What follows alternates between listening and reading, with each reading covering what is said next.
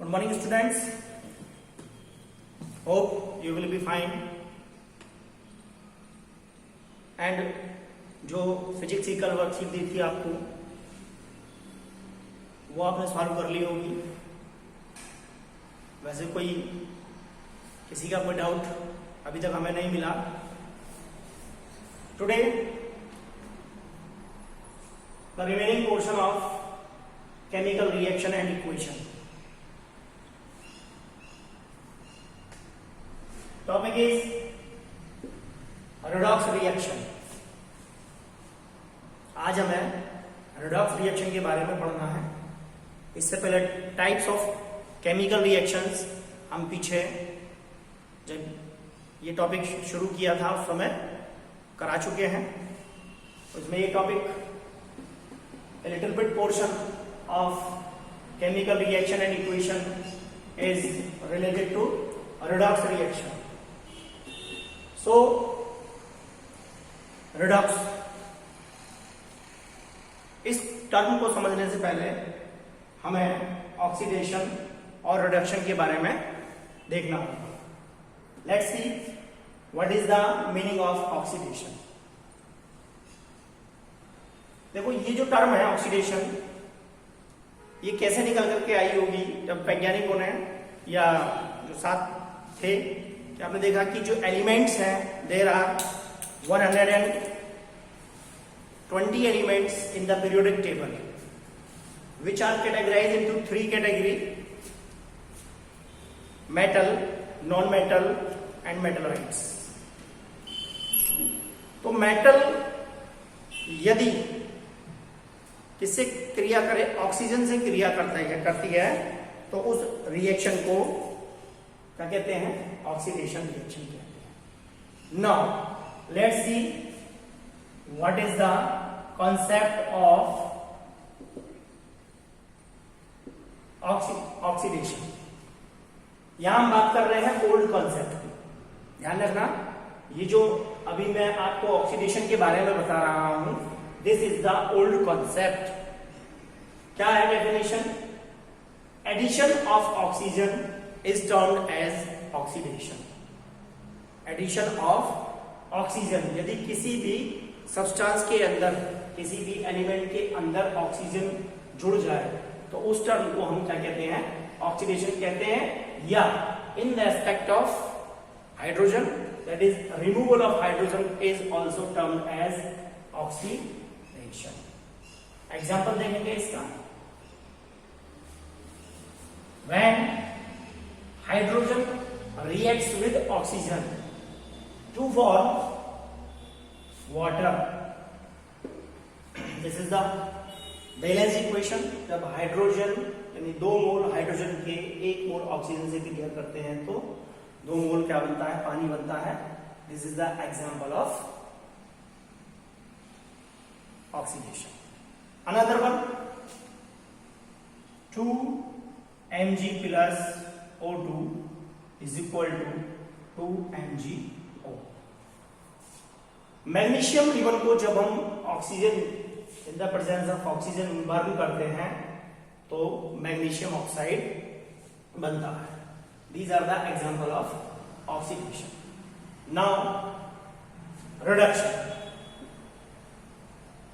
Addition of hydrogen. अगर किसी भी सब्सटेंस के अंदर हाइड्रोजन ऐड होती है तो उसको हम क्या कहते हैं? रिडक्शन कहते हैं. और removal of oxygen, both the term are opposite to each other. यहां ये आपको ध्यान रखना है. रिमूवल ऑफ ऑक्सीजन, अगर किसी स्पीसीज से क्या हो रहा है? ऑक्सीजन क्या हो रही है? दूर हो रही है, तो उस टर्म को हम क्या कहते हैं? रिडक्शन कहते हैं. नाउ रिडॉक्स, नाम के अंदर ही मतलब छुपा हुआ है, यानी रेड और ox means reduction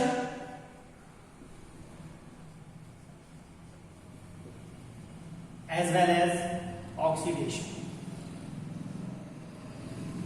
Means the chemical reactions in which oxidation as well as reduction takes place simultaneously is called redox reaction. Is that clear? वह अभिक्रिया जहां पर दोनों ही ऑक्सीडेशन भी और रिडक्शन भी दोनों साथ साथ होते हैं उसको हम क्या कहते हैं, रेडॉक्स रिएक्शन कहते हैं। Now let's see the example of redox reaction.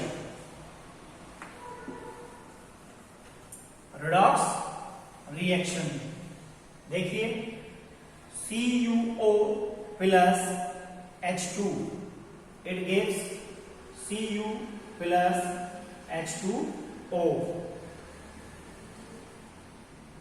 इस अभिक्रिया के अंदर देखें तो यहां पर कॉपर ऑक्साइड हाइड्रोजन के साथ रिएक्ट कर रहा है और यहां से क्या हो रहा है, अगर हम इस टर्म के अंदर देखें तो देखेंगे आप, अगर कॉपर ऑक्साइड को देखें तो कॉपर ऑक्साइड किसके अंदर चेंज हो रहा है, कॉपर के अंदर चेंज हो रहा है। देन कॉपर के अंदर चेंज हो रहा है और एक चीज यहां हमको नजर आ रही है, क्या हो रहा है, रिमूवल। इसका रिमूवल ऑक्सीजन का, तो ये ऑक्सीजन के टर्म्स में है, यहां आप लिखेंगे removal of oxygen. Copper oxide, copper के अंदर क्या हो रहा है, रिमूवल हो रहा है, यानी और रिमूवल ऑफ ऑक्सीजन को क्या कहते हैं, दैट इज कॉल्ड रिडक्शन। और यहां हाइड्रोजन का वाटर के अंदर, यानी यहां पर हाइड्रोजन है और यहां हाइड्रोजन के साथ ऑक्सीजन और जो भी क्या बन रहा है, वाटर बन रहा है, यहां पर addition, that is addition of oxygen. और इस टर्म को हम क्या कहते हैं, that is called oxidation. Addition of oxygen is called oxidation. Now again copper oxide, copper के अंदर यहां पर रिड्यूस हो रहा है, कॉपर ऑक्साइड रिड्यूस हो रहा है कॉपर के अंदर, यहां पे ऑक्सीजन का रिमूवल हो रहा है, इसलिए इस टर्म को हम क्या कहते हैं, रिडक्शन कहते हैं। और यहां पर हाइड्रोजन ऑक्सीडाइज हो रहा है वाटर के अंदर, यहां पर ऑक्सीजन ऐड हो रही है, इसलिए इस टर्म को हम क्या कहते हैं, ऑक्सीडेशन कहते हैं। अभी बस एक कॉमन टर्म और है, यदि हमने ऑक्सीडेशन और रिडक्शन को सेपरेटली स्टडी कर लिया है, और इस अभिक्रिया को, this reaction is called redox reaction when both reduction and oxidation or oxidation and reduction both takes place simultaneously is called redox reaction। तो यहां पर कॉपर ऑक्साइड का रिडक्शन हो रहा है, यानी ये एक ऑक्सीडाइजिंग एजेंट की भांति काम कर रहा है, that is called oxidising agent. Hydrogen का यहां ऑक्सीडेशन हो रहा है, इसलिए हाइड्रोजन यहां एक रिड्यूसिंग एजेंट की भांति काम कर रहा है। So in this reaction these are the two new terms which we will discuss in next equation। oxidizing agent, reducing agent, यानी जो किसी को क्या करे, reduce करे, that is called reducing agent। और जो किसी species को वो क्या करे, दूसरी species को, suppose that we have A और ये A क्या कर रहा है, B को क्या दे रहा है, हाइड्रोजन दे रहा है, तो इसको क्या कहेंगे, रिड्यूसिंग एजेंट। और अगर हम इसी टर्म को ऑक्सीडाइजिंग के टर्म में देखें तो अगर ये क्या कर रहा है, ये किसी ऑक्सीडाइजिंग एजेंट क्या होते हैं कि ये ए स्पीसीज दूसरे को क्या दे, ऑक्सीडाइज करेगा, उसको ऑक्सीजन दे, तो उसको हम क्या कहते हैं, ऑक्सीडाइजिंग एजेंट कहते हैं। इसको अभी हम नेक्स्ट इक्वेशन लेते हैं, उसके अंदर समझते हैं कि क्या टर्म है। Now let's see here, zinc oxide is react with carbon to form zinc and carbon monoxide। यहां देखें इस अभिक्रिया के अंदर हमें किसको, चार टर्म हमें यहां देखनी है, ऑक्सीडेशन को देखना है, रिडक्शन को देखना है, ऑक्सीडाइजिंग एजेंट देखना है और रिड्यूसिंग एजेंट देखना है। तो यहां देखते हैं जिंक ऑक्साइड। यदि हम जिंक ऑक्साइड को देखें तो जिंक ऑक्साइड यहां पर क्या हो रहा है, हमको साफ दिखाई दे रहा है कि यहां जिंक ऑक्साइड, यहां ऑक्सीजन है लेकिन यहां ऑक्सीजन नहीं है, और जिस टर्म के अंदर ऑक्सीजन नहीं होती तो यहां रिमूवल होता है उसका, तो उस टर्म को हम क्या कहते हैं, दैट इज कॉल्ड रिडक्शन। तो यहाँ जिंक ऑक्साइड रिड्यूस हो रहा है जिंक के अंदर, और आप देखते हैं इस कार्बन को,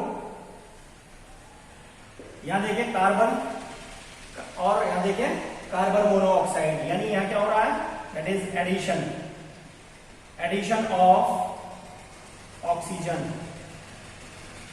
that is called oxidation. This term is called oxidation.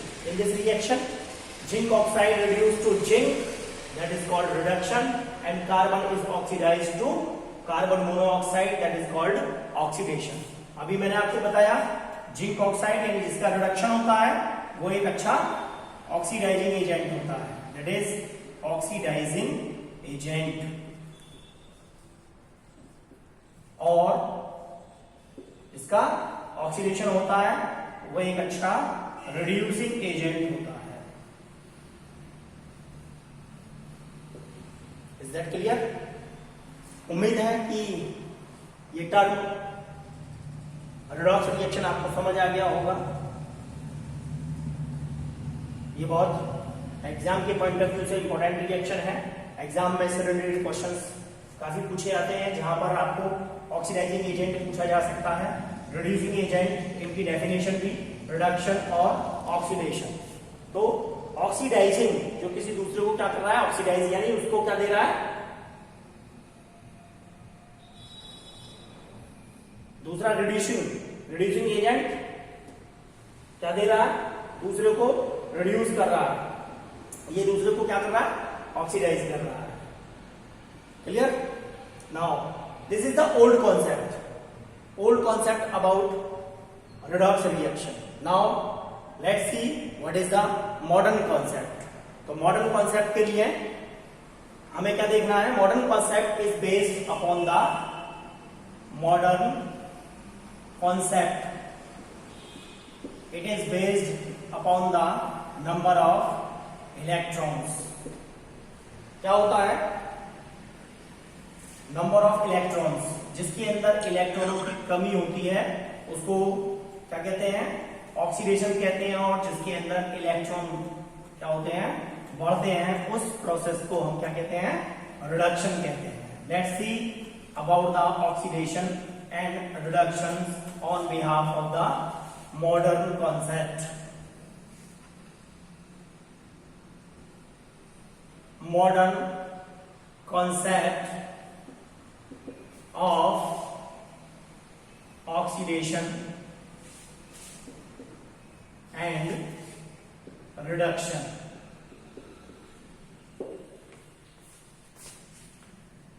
First, oxidation.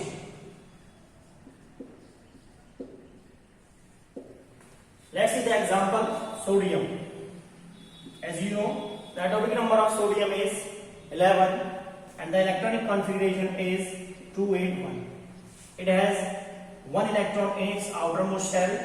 So sodium क्या करेगा, यहाँ एक इलेक्ट्रॉन को लूज कर देगा, तो यहाँ क्या आएंगे, सोडियम एटम है and will be change into cation. Sodium ion के अंदर ये चेंज हो जाता है।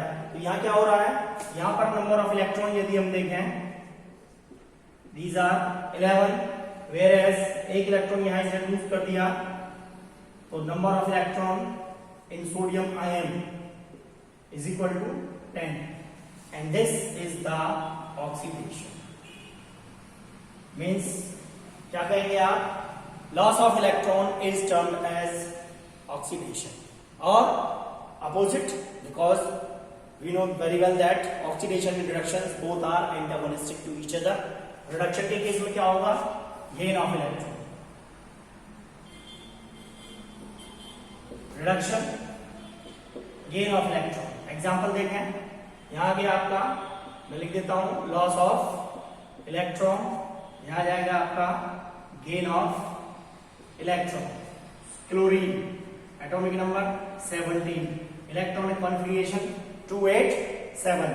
क्या करेगा, क्लोरीन की आउटर मोस्ट शेल में 7 इलेक्ट्रॉन है, अपने ऑक्टेट को कंप्लीट करने के लिए ये एक इलेक्ट्रॉन किससे लेगा, दूसरे से ले लेगा। तो क्लोरीन एक इलेक्ट्रॉन लेकर के क्या बनाता है, Cl माइनस बनाता है, क्लोराइड आयन बनाता है। इसी को यहाँ पे क्या हो रहा है, एक इलेक्ट्रॉन का गेन हो रहा है, तो इस टर्म को हम क्या कहेंगे, रिडक्शन कहेंगे। दूसरा, एक से अधिक इलेक्ट्रॉन मेटल्स जो होते हैं ये क्या कर सकते हैं, 3 तक इलेक्ट्रॉन लूज कर सकते हैं, 1 2 3। सोडियम मैग्नीशियम के केस में यदि हम देखें तो magnesium atomic number 12, electronic configuration 282, ये 2 इलेक्ट्रॉन अपना लूज कर देगा, तो यहां पर 2 इलेक्ट्रॉनों का लॉस होगा। फिर उसके बाद एल्यूमिनियम क्या करेगा, 3 इलेक्ट्रॉनों को लूज कर सकता है, तो वहां पर भी हम क्या कहेंगे, जहां भी आपको क्या नजर आए, लॉस ऑफ इलेक्ट्रॉन नजर आता है, तो उस टर्म को हम क्या कहते हैं, ऑक्सीडेशन कहते हैं। और जहां पर गेन ऑफ इलेक्ट्रॉन अगर नजर आता है, तो उस टर्म को हम क्या कहते हैं, रिडक्शन कहते हैं। The last remaining topic is corrosion और रेंसिडिटी, तो उसको भी अभी मैं आपको एक्सप्लेन करता हूं, फिर ये आपका टॉपिक क्या होगा, कंप्लीट हो जाएगा। Now let's see what is corrosion. आगे देखते हैं कोरोजन क्या होता है। कोरोजन मीन्स जंग लगना, एक तरीके से यदि हम इसको कहें शब्द को, कोरोजन क्या होता है, इसको जंग लगना है। क्या डेफिनेशन होगी, the degradation of metals by the action of air, moisture और केमिकल। किसके द्वारा, शॉर्टली एयर, मॉइस्चर और केमिकल ऑन देयर सरफेस, उसी सरफेस के ऊपर, या किसकी मेटल की सरफेस के ऊपर, किसके द्वारा, एयर, मॉइस्चर और केमिकल के द्वारा उसको क्या करना, डिग्रेड करना, यानी उसको एक तरीके से खत्म करना, उसको हम क्या कहते हैं, that term is known as corrosion. Example देखें, आयरन के जो आर्टिकल आप अपने दैनिक जीवन के अंदर यदि देखते हैं, तो वो क्या होते हैं, वो कोरोड हो जाते हैं, किसके द्वारा, that is corrode with the help of moist air के द्वारा। यदि वो लंबे समय तक वो एयर की कांटेक्ट में आते रहे, जैसे आयरन का अगर हम आर्टिकल देखें, आयरन किससे क्रिया करके, मॉइस्ट एयर से, और वहां पर क्या होना चाहिए, वाटर। मॉइस्ट एयर तब होगी जब उसके अंदर वाटर के मॉलिक्यूल्स होंगे, तो वो क्या हो जाता है, वो कोरोड हो जाता है, और क्या बनाता है, रस्ट बनाता है, रस्ट। आयरन की जो कोरोजन होता है उसको हम क्या कहते हैं, रस्टिंग ऑफ आयरन भी कहते हैं। और रस्ट का फॉर्मूला होता है Fe2O3 into XH2O। Here equation is Fe2Fe plus 3/2O2 plus XH2O. It gives Fe2O3 into XH2O, where X is the number of water molecules. Then ऐसा नहीं कि केवल आयरन के ऊपर ही है, जो मेटल्स हैं, मेटल को ये क्या करता है, डिग्रेड करता है। नोबल मेटल के ऊपर जरूर रिएक्ट नहीं करता, नोबल मेटल जैसे आपका गोल्ड, सिल्वर और प्लेटिनम। लेकिन जो एक्टिव मेटल्स हैं, जैसे आयरन हो गया, कॉपर का भी यदि क्या होता है, डिग्रेडेशन होता है, तो कॉपर के डिग्रेडेशन से या सिल्वर के डिग्रेडेशन से, क्योंकि सिल्वर की क्रिया जो होती है वो H2S से हो जाती है। आपने देखा होगा कुछ लोग जो इयरिंग्स रखते हैं किसके, सिल्वर के, जैसे रिंग होती है, तो रिंग के ऊपर वो जो रिंग, उसकी जो सरफेस होती है वो कैसी हो जाती है, ब्लैक हो जाती है।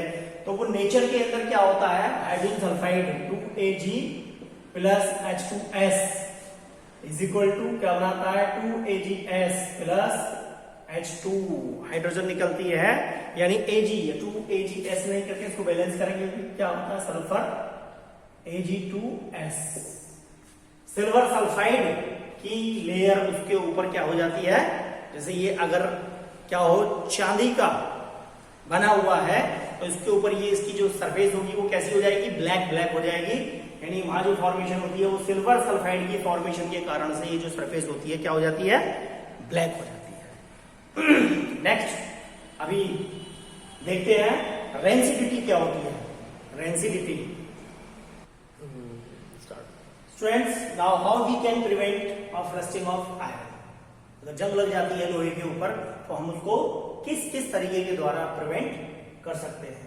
सबसे पहला कि जो भी हमारा आर्टिकल है उसके ऊपर हम पेंट कर दें। आप देखते भी होंगे कि घरों के अंदर, आपके घरों में आपके पास आयरन के जो आर्टिकल हैं, आप उनको लंबे समय तक सुरक्षित रखने के लिए उनके ऊपर क्या करते हैं, पेंटिंग करते हैं। रेड ऑक्साइड का जनरली पेंट होता है जो आयरन आर्टिकल को कोरोड होने से बचाता है। दूसरा, ग्रीजिंग के द्वारा लगातार हम उनके ऊपर ग्रीस को अप्लाई करते रहे हैं टाइम टू टाइम, तो हम रस्टिंग को रोक सकते हैं या कॉरोजन को रोक सकते हैं।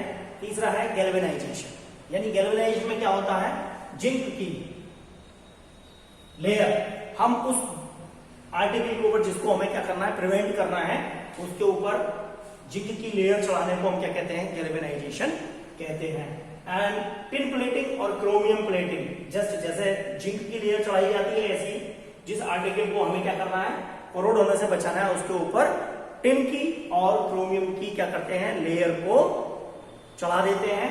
ये केमिकल प्रोसेस होता है, तो इसके द्वारा भी हम क्या कर सकते हैं, रस्टिंग से या कोरोजन से हम बच सकते हैं। और तीसरा और next last is by alloying, कि हम क्या यूज करें, एलॉयज यूज करें, हम मेटल्स को प्रयोग ही ना करें। जैसा कि आप देखते भी होंगे कि आजकल एलॉयज अधिक मात्रा में प्रचलन में है, जैसे for example stainless steel, stainless steel is the example of an alloy.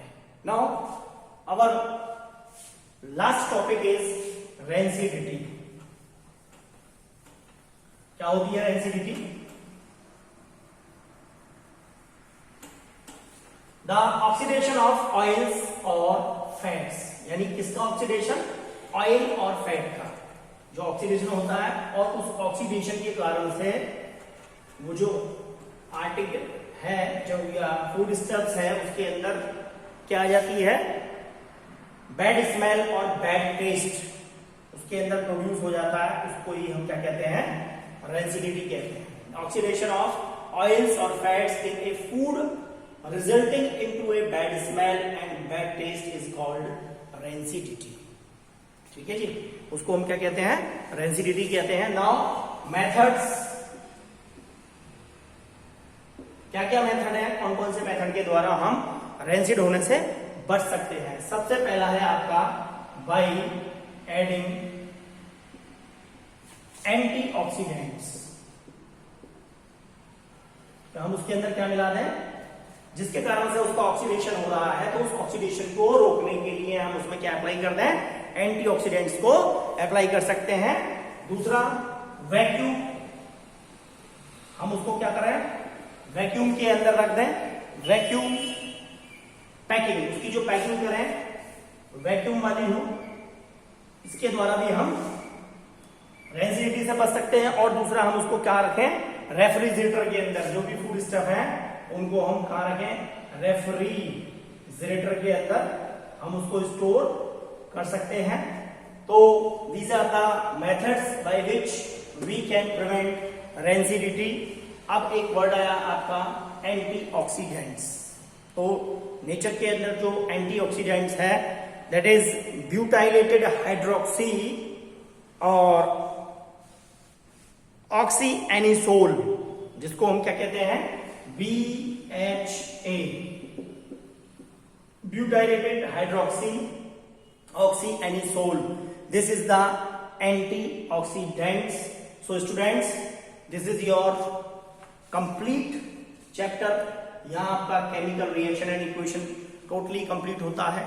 इससे रिलेटेड वर्कशीट आपको जल्दी ही मिल जाएगी। उसके बाद जो सेकंड टॉपिक है आपका acid, base and salt, next video के अंदर हम उसको एक्सप्लेन करेंगे। तब तक के लिए आप इन चैप्टर्स को, क्योंकि आपकी जो क्वेश्चंस हैं, जो क्वेरीज हैं, वो बस यही आती है कि सर हम इसको नोट करें या ना करें, तो आपने इसको नोट करके रखना है अच्छे से। इससे रिलेटेड जो क्वेश्चंस हैं वो क्वेश्चंस वही हैं जो लास्ट बोर्ड एग्जाम के अंदर पूछे गए हैं, वो इंपॉर्टेंट क्वेश्चंस हैं। आप उनको लर्न भी करें, साथ के साथ इस चैप्टर को इससे रिवाइज करें। इससे रिलेटेड जो भी क्वेरीज हैं वो आप हमसे पर्सनली कांटेक्ट करके, पर्सनली व्हाट्सएप नंबर के द्वारा, जो भी जैसे भी आपको सुविधा लगे उससे आप you can ask. Okay, thank you very much.